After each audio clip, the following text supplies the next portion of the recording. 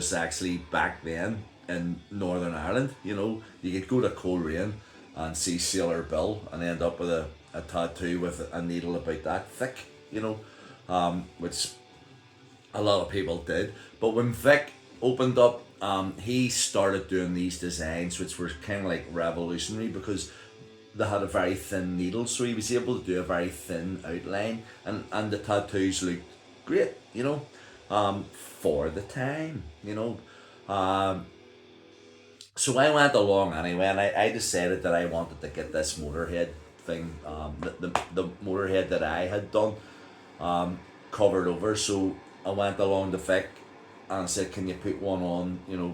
And he said, "Yeah, yeah, yeah," and like my first real tattoo, and I was like, "Oh," but I endured it, sort of thing, and then I was walking around, for days afterwards with this like leopard's head, black or panther's head, thinking that everybody would think that I was brilliant, when basically it was just a panther's head.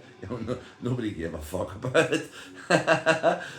Least of course, my mum and dad, they sort of looked and went, "Did you get a tattoo?" And but apparently my dad wants to get one. At 80. But so I know the person that I'm bringing him to anyway. But not Vic. But Vic and I kind of got a rapport going with each other. So it wasn't just a matter of just that he was the guy that put the tattoo on me. He liked me, and he said to me, because he knew that I did artwork as well, and he said, "Would you like to come and work in the studio?" And I was going, "Oh, okay." So I was working for Miles. I can't remember Miles' second name, but whatever, it was Miles Davis Productions or whatever. Doing the advertisements for ITV, but I needed to be making more money. So Margaret, my wife, she said, "Yeah, go for it," because tattoos make big dough. So I was fine. So Vic would come to Belfast from Bangor in like this Lamborghini. He had a Rolls Royce, he had a Lamborghini, he had a Porsche, he had all these big cars. So I mean, I thought he was minted. You know what I mean? I was going to be minted as a result of doing his artwork. So I went along and sat in a studio and I said, "Do you want me to be a tattooist?" And he went, "No, no, no, no." And he brought me over and he had bought me a light box. And what he had done was he had bought this other tattoo artist's what's known as flash. So it was like a book of designs, but they were unique to that tattooist. And the tattooist code is that you would never do a tattoo that belongs to someone else. So he needed them altered in different ways, so that he could call them his own. So I had to sit with the light box, put the original design down, and then more or less trace the outline of that, but then to sort of manipulate it into a different design altogether, sort of thing. And this went on, I don't know, it took me about 3 weeks or something to complete this, with this one book of flash, and every day like Margaret's sending me, "Has he paid you yet?" I'm going, "No, he hasn't paid me yet, but he will. He's paying me at the end."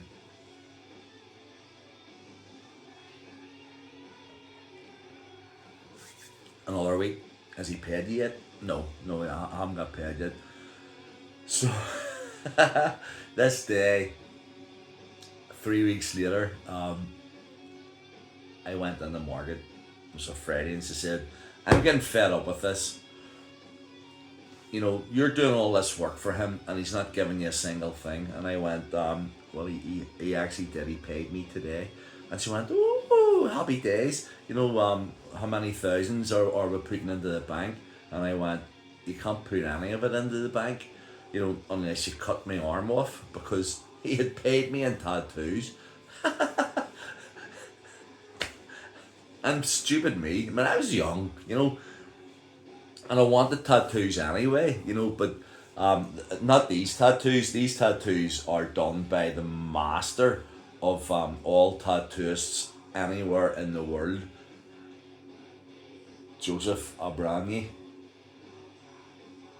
from Dance Macabre.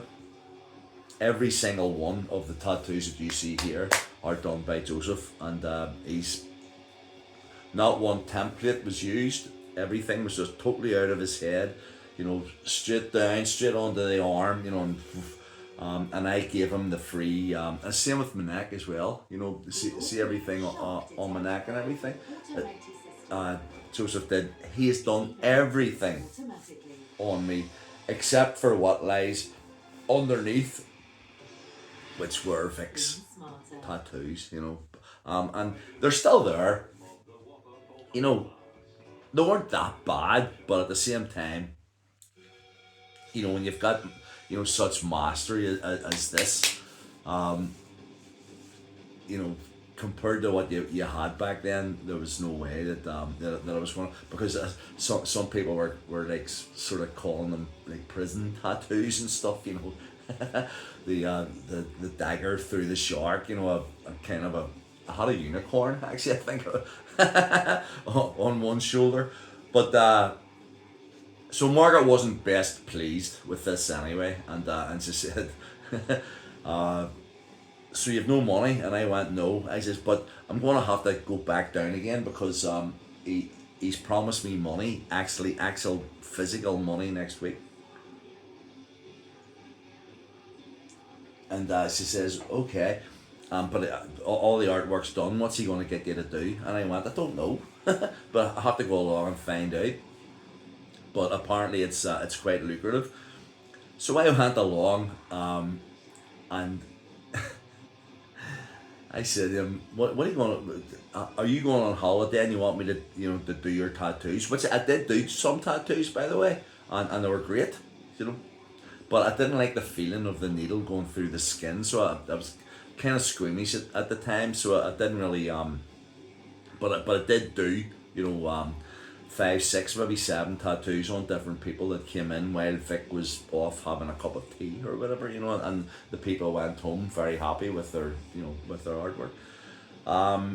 But no, Vic didn't want me to be a tattooist. He wanted me to be a chauffeur for a, what do you call it, kissogram thing that he had set up with some girls from Bangor who would dress up in the no surrenders and the sexy gear, and then go to a party, and go in, and all I had to do was sit outside and wait on them going in, doing what they had to do. It was 150 quid or something for kissograms. I mean, and I had nothing to do with it. I mean, I didn't even have to go in as a security guy to sit that the way these big bulky guys go in with it. I just had to sit outside because these were apparently very respectable clientele that did so. The girls didn't need security. But this one time, this girl, Michelle, she went in dressed up in like the sort of like a nurse's outfit or something. And she was a lovely girl, but very young, too young to be doing what she was doing. And she went in, and after about